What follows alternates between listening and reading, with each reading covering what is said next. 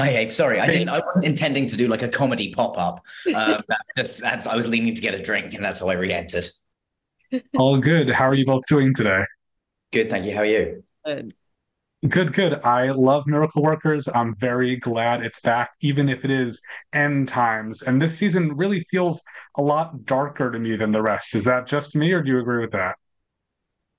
I think aesthetically, it's going to be darker maybe than some of the others have been, and like in some of the like there is some very dark humor in there as there always is. But I think I don't know that I think it's still very fun. It's not like we're not doing like this isn't Miracle Workers but gritty. Like it's not. It's we're still I think yeah I think I'm trying to like rack my brains now. I haven't seen the whole series, but yeah, I think it's like still as light and fun as you can be in a dystopian hellscape. Just a little more violent, probably. Yeah. Yes, there is more violence and more. Yeah, there's yeah, it's a little dirtier this season as well. Yeah. Do you guys have favorite, as you would put them, dystopian hellscape movies or TV shows? I mean, as we were going along, like some of the things that we sort of, because you know, this whole the whole aesthetic is very much based on like a kind of Mad Max world. Obviously, those movies are like Fury Road is an incredible film, but like I think, yeah, and as we kind of went on in the series, the writers really like took it as a chance to go off in all kinds of amazing ways off dystopian sci-fi. There's like a Matrix episode, a Matrix adjacent episode that is one of my favorites as well. And the Matrix is definitely like one of my favorite movies, full stop, let alone just sci-fi. Mhm. Thank you, Geraldine. Oh, those are the only two I can think of as well. Sorry, I took him.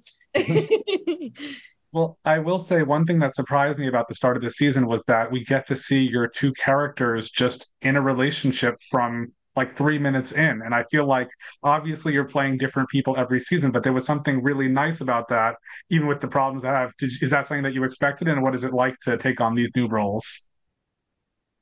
Yeah, I think it's been such a common thread in the other seasons, like the will they, won't they kind of thing. And I think it was nice to just get to it and be together from the start this time. I really, yeah, I thought that was a wise choice from the writers. Yeah.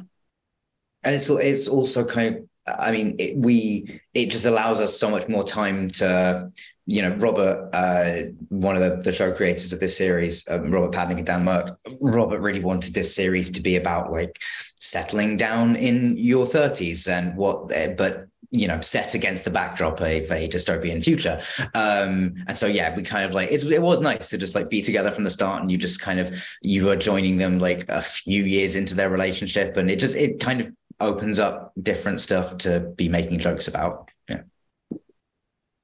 Do you guys have favorites from your characters that you like best out of the four roles you've gotten to play? I really like Sid. I love the outfit. I'm a sucker for like I got to wear some really cool stuff. I also just had basically one costume for the entire show. Actually, I've managed to do that on the last two seasons. I basically had just one costume for the entire time, which is really I've won there. But yeah, so I probably would go with Sid or Craig from the first season. I enjoyed playing him as well. Mm. I would say I think Freya's my favorite. I got to have so much fun playing an insane person. I thought she's just the most different from all the other characters that I played in the other seasons. But other than that, I would say Alexandra Shit Shoveler was up there for me as well. I really loved being in the Shit Shoveler family. It's also been a big week for you, Geraldine. We've seen new trailers come out for Drive Away Dolls and the Beanie Bubble. Is there anything that unites these three characters, you know, Miracle Workers, or they're all just so different? Anything that unites Miracle Workers, Beanie Bubble, and Cohen, maybe? Yes. I mean, it's just you. Yeah, it would just be me. Yeah, I think, yeah, they all have that in common. They're all played by me. I like that. And Daniel, I'm a big fan of your work in a movie called Kill Your Darlings. I saw it at Sundance, I think 10 years ago now, or almost 10 years ago. I wish that film had sort of been bigger. Does that occupy a lot of space in your mind?